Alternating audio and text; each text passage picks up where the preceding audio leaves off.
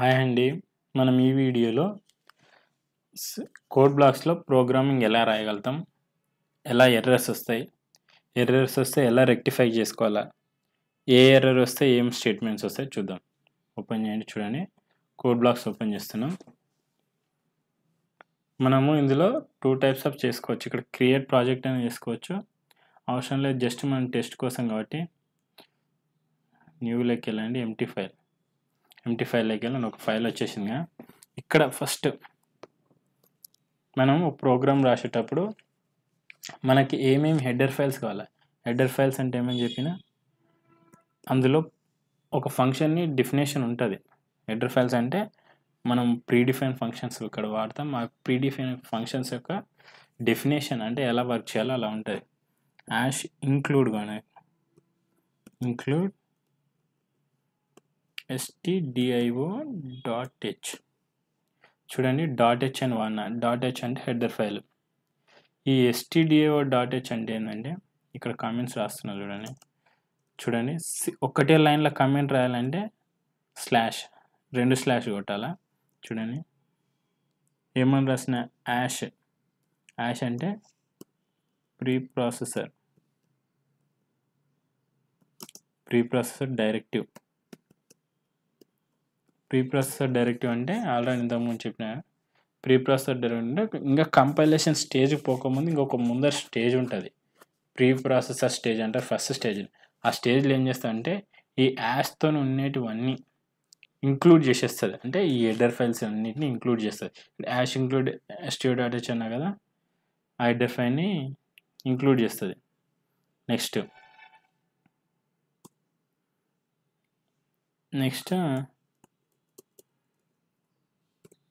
మనకున్నది ఏంది, ఇంక్లూడ్ మనకు అది హెడర్ ఫైల్ని ఇంక్లూడ్ చేయమని మీనింగ్ అనమాట. యాంగులర్ బ్రాకెట్స్ ఉన్నాయి.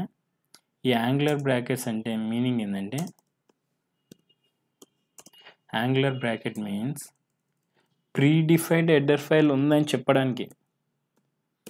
ఆల్రెడీ డిఫైన్ చేసి ఉంది కానీ ప్రీడిఫైన్డ్. దీనికి డిఫరెన్స్ ఏంటంటే చూపిస్తాను. ప్రీడిఫైన్ అని ఆల్రెడీ అన్నాం. మళ్ళీ ఇంకొకటి ఏముందంటే చూడండి, ఆ హెడర్ ఫైల్స్ కాకుండా మనం ఇంకొకటి ఏం చేయొచ్చు అంటే యాష్ ఇంక్లూడ్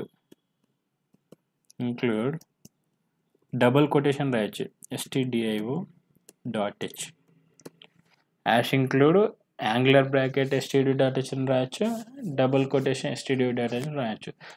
దీనికి డిఫరెన్స్ ఏంటంటే ఈ యాంగులర్ బ్రాకెట్స్ ఉండడం వల్ల ప్రీడిఫైన్గా ఆల్రెడీ డిజైన్ ఉంది, డైరెక్ట్ ఆ పాత్లోకి వెళ్తుంది. Go to the absolute path అంటే హెడర్ ఫైల్స్ ఉన్న పాత్లోకి వెళ్తుంది. ఈ డబుల్ కొటేషన్ ఉండడం వల్ల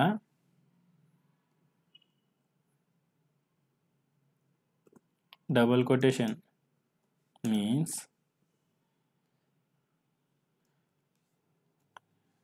user defined path. Header file clarity రాదు. Header file verifies the user defined path.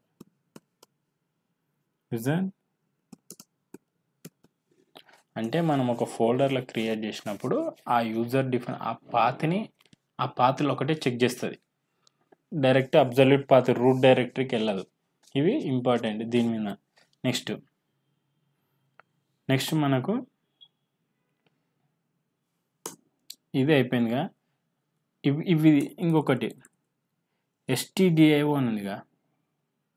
stdio meaning అంటే ఏంటంటే కామెంట్. ఇది ఎందుకు పెడుతున్నా అంటే కామెంట్ అంటే ఇది ప్రోగ్రాంలో ఇంక్లూడ్ కాదు, జస్ట్ మనం అండర్స్టాండింగ్ పర్పస్ కోసం కామెంట్ అంటాం.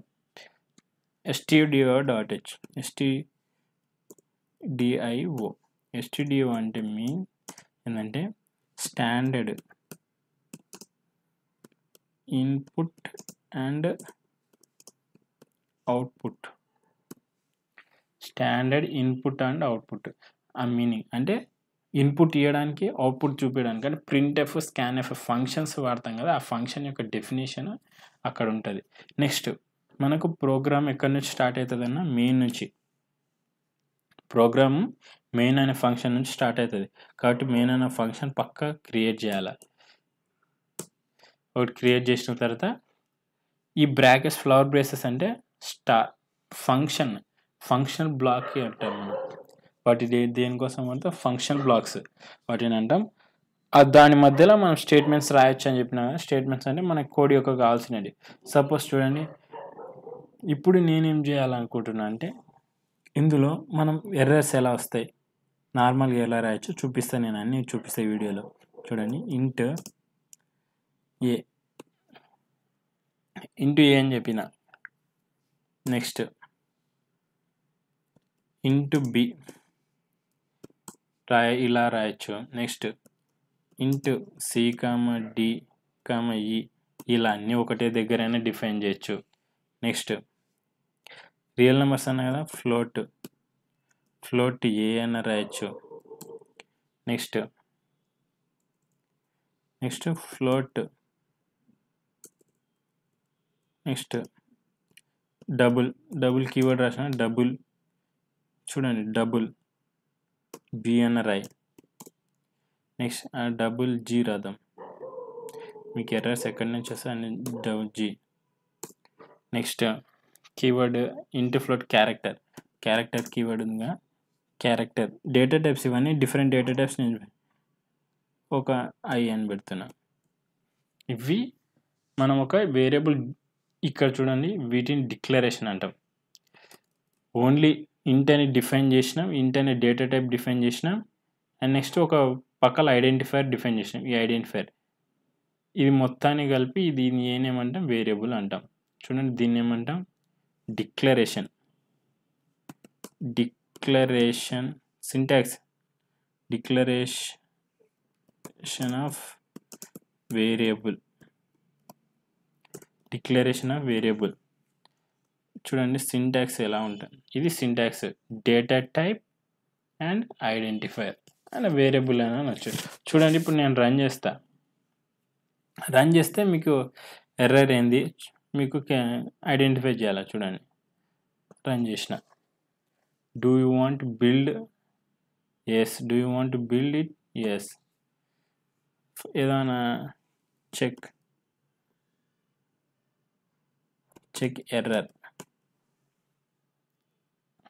ఎర్రర్ కోసం చూడండి, ఈ కంపాటబిలిటీ ఉంది కాబట్టి కోడ్ బ్లాక్స్లో నీకు ఎర్రర్ డైరెక్ట్గా రెడ్ మార్క్ చూపించింది. కాకపోతే వేరే కంపైలర్స్లో ఉండదు. చూడండి, ఇదన్నీ గ్రీన్ కలర్లోకి వచ్చింది హెడర్ ఫైల్. ఇవన్నీ చూడండి, ఇవన్నీ కామెంట్స్ అన్నీ ఏమైనా బ్లూ కలర్లోకి వచ్చినాయి. ఇది ప్రాసెసర్ అనేది కంపైలేషన్కి యాడ్ చేయదు, మనకి యూజర్ కోసం అర్థం కావడం కోసం ప్రతిదానికి అక్కడ రాయాలి. చూడండి, అక్కడ ఎర్రర్ చూపించింది. ఏ ఎర్రర్ చూపించింది చూడండి, కాన్ఫ్లిక్టింగ్ టైప్స్ ఫర్ ఏ అంటే మీనింగ్ ఏంటంటే ఆల్రెడీ ఏ అనే వేరియబుల్ ఇంకొక దగ్గర వాడినాం, అంటే we should not use same type of variable in same program. Comment చూడండి, చాలా important. we should not use same type of variable in a same function.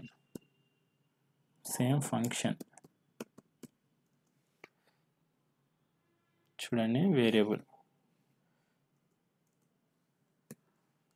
అంటే meaning ఏంటంటే ఈ ఫంక్షన్ మెయిన్ అనే ఫంక్షన్ ఉంది, ఇంట్ అనే వేరియబుల్ ఇది ఉంది, ఇక్కడ కూడా ఏనే ఉంది.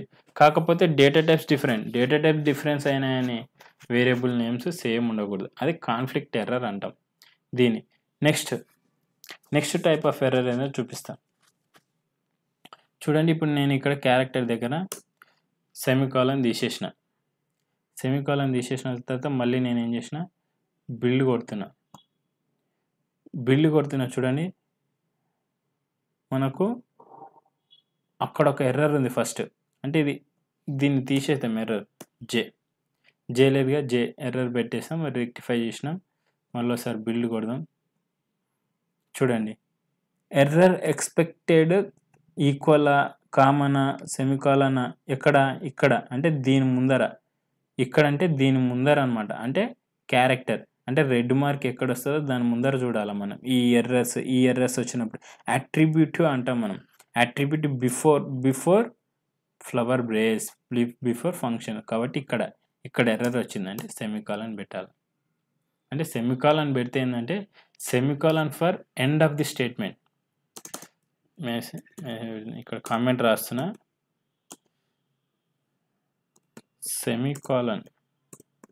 Semicolon used for end of statement. అంటే మీనింగ్ ఏంటంటే ఈ స్టేట్మెంట్ ఇక్కడికి ఎండ్ అయిపోయింది, నెక్స్ట్ వాడట్లేదు, ఇక్కడికి ఎండ్, నెక్స్ట్ లైన్ కాదు, ఇక్కడికి ఇంక్లూడ్ అని, ఇది ఒక్క లైన్లో చెప్పడానికి సెమికాలన్ వాడతాం. అర్థమైందా?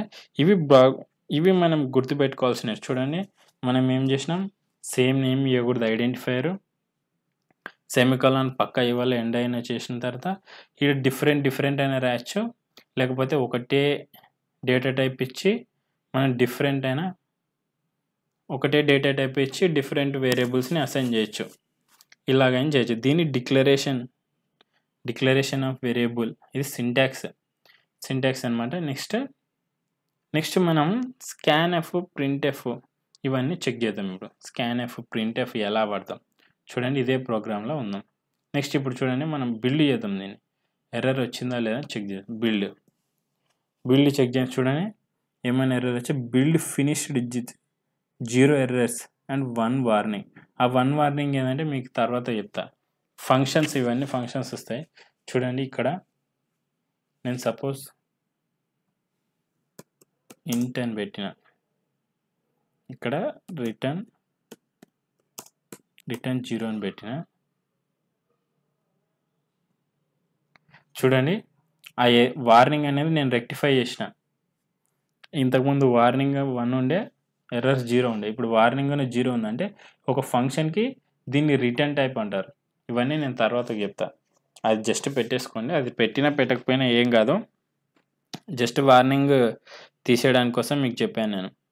ఇప్పుడు నెక్స్ట్ నేను స్కాన్ఎఫ్, ఇవి రెండు తీసేస్తాం, మనకు అవసరం లేదుగా. నెక్స్ట్ మనం స్కాన్ఎఫ్, ప్రింట్ఎఫ్ ఎలా వాడాలి. ఇప్పుడు నాకు ఒక వాల్యూ తెలుసు, into a is equal to 10, 50. ఇక్కడ మనం c ఈజ్ ఈక్వల్ టు 10 అని పెడతాను. c is equal to 10. Direct మనకు 10 c వాల్యూ ఫిక్స్ అనుకుంటే మనం ఈజ్ ఈక్వల్ టు అసైన్ చేయొచ్చు. దీన్ని అసైన్ చేయడం దాన్ని ఏమంటామంటే ఇనిషియలైజేషన్ అంటాం. ఇంకొక ఎగ్జాంపుల్ చెప్తాను మీకు. ఓకే, ఇక్కడ సెమికాలన్ పెట్టేసి ఇంటూ పెట్టేస్తా. దీన్ని ఏమంటామంటే మనం డిక్లరేషన్ దగ్గరనే మనం వాల్యూ అసైన్ చేస్తాం కదా, దాన్ని ఇనిషియలైజేషన్ అంటాం. దాన్ని ఏమంటాం మనం ఇనిషియలైజేషన్ ఆఫ్ ఎ వేరియబుల్. దాన్ని ఇనిషియలైజేషన్ అంటాం. ఇది మీరు తెలుసుకోవాల్సిన మీనింగ్స్ కొన్ని, ఇనిషియలైజేషన్, డిక్లరేషన్. నెక్స్ట్ ఇప్పుడు డి వాల్యూ, ఈ వాల్యూ నాకు కావాలి అంటే C value fixed, D value, V value ఏందో తెలియదు, మనకు చేంజ్ చేసుకోవాలి. డిఫరెంట్ వెరిఫికేషన్ చెక్ చేయాలి. డిఫరెంట్ వాల్యూస్కి మనం చెక్ చేయాలనుకుంటున్నాం, డి వాల్యూ, వి వాల్యూ. చూడండి, అప్పుడు ఏం చేస్తామంటే స్కాన్ఎఫ్ అని కీవర్డ్ వాడతాం. అది ఫంక్షన్, కీవర్డ్ కాదు, ఫంక్షన్ వాడతాం. Next double quotation mandatory.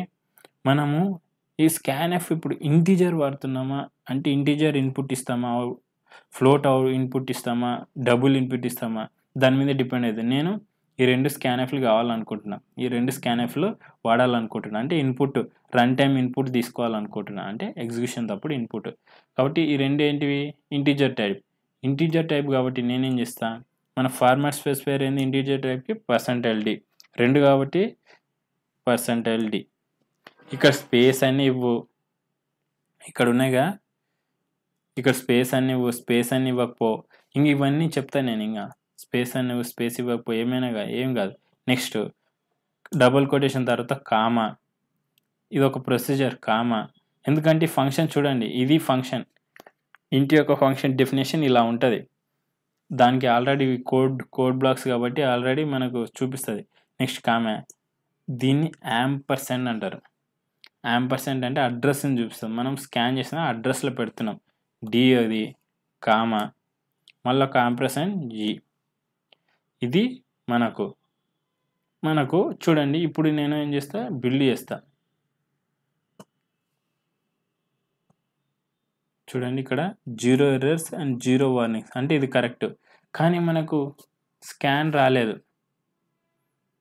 అని ఎర్రర్ జస్ట్ బిల్డ్ చేసిన. నెక్స్ట్ మనకేంది, రన్ చేస్తా. Build and run. అక్కడ అడుగుతుంది కానీ బ్లింక్ అవుతుంది అంటే ఏంది, ఏదైనా ఒక ఇన్పుట్ ఇవ్వమంటుంది. కానీ మనకి దేనికోసం బ్లింక్ అవుతుందో తెలియదు. కాబట్టి మనకి యూజర్కి అండర్స్టాండ్ కోసం నేనేం చేస్తా అంటే, యూజర్కి అండర్స్టాండ్ కోసం నేను దీని ముందర స్కాన్ఎఫ్ ముందర printf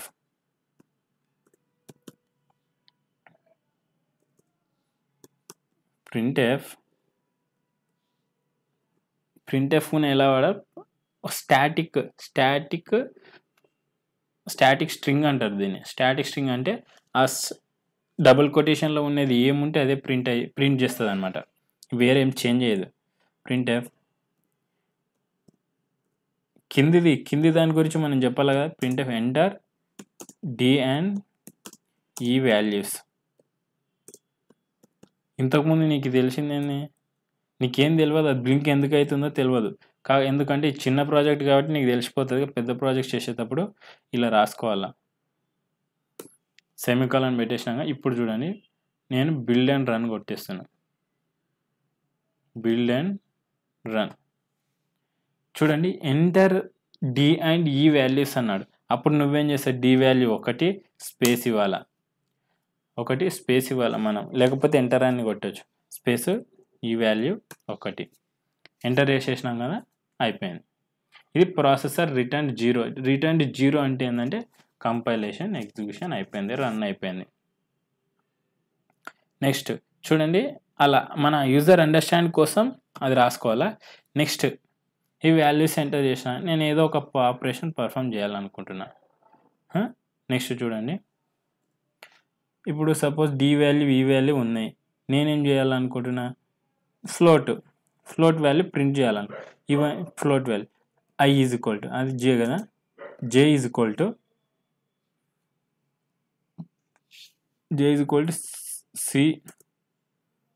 C plus D plus E. Addition చేస్తున్నాం, మూడింటిని యాడ్ చేసి ఫ్లోట్లో పెట్టిన. ఇప్పుడు నాకేం కావాలా చూడండి, అది ఎగ్జిక్యూషన్ అవుతుందా లేదు చూడండి, ఇవన్నీ. ఇప్పుడు నాకేం కావాలి, జే వాల్యూ నాకు అవుట్పుట్ ఎంత అవుతుందో కావాలా. అంటే మనం అవుట్పుట్ చెక్ చేసుకోవడానికి ప్రింట్ఎఫ్ అనే ఫంక్షన్ వాడతాం. మనకు డిస్ప్లేలో కన్సోల్లో కనిపిస్తుంది కదా, అవుట్పుట్లో కనిపించుకోవడానికి ప్రింట్ఎఫ్ అని. ఇప్పుడు చూడండి, ఇప్పుడు నేనేమన్నా అంటే ఈ స్టాటిక్ వర్డ్ ఒక్కటి ప్రింట్ అవుతుంది, యాస్టీగా ప్రింట్ అవుతుంది. కానీ మనకు ఇప్పుడు జే వాల్యూ ప్రింట్ చేయాలి. జే అనేది ఒక వేరియబుల్ వాల్యూ ప్రింట్ చేయాలంటే మనం ఫార్మాట్ స్పెసిఫైర్స్ వాడాలి.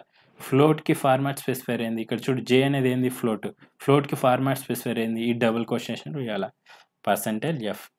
ఫ్లోట్కి ఫార్మాట్ స్పెసిఫైర్ ఏంది, %f. ఇప్పుడు మనం దీని ముందరకు నేర్చుకోవచ్చు, జే ఈజ్ ఈక్వల్ టు అని ఇచ్చుకోవచ్చు.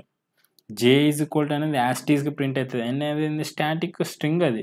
కానీ % అని వచ్చినప్పుడు మాత్రమే అది ఫార్మాట్ స్పెసిఫైర్ కింద ఫంక్షన్ అనేది కన్సిడర్ చేసుకుంటుంది. కామా, ఇప్పుడు మనం ఏ వాల్యూ ప్రింట్ చేయాలనుకుంటే జే వాల్యూ. ఇప్పుడు రన్ చేయాలి.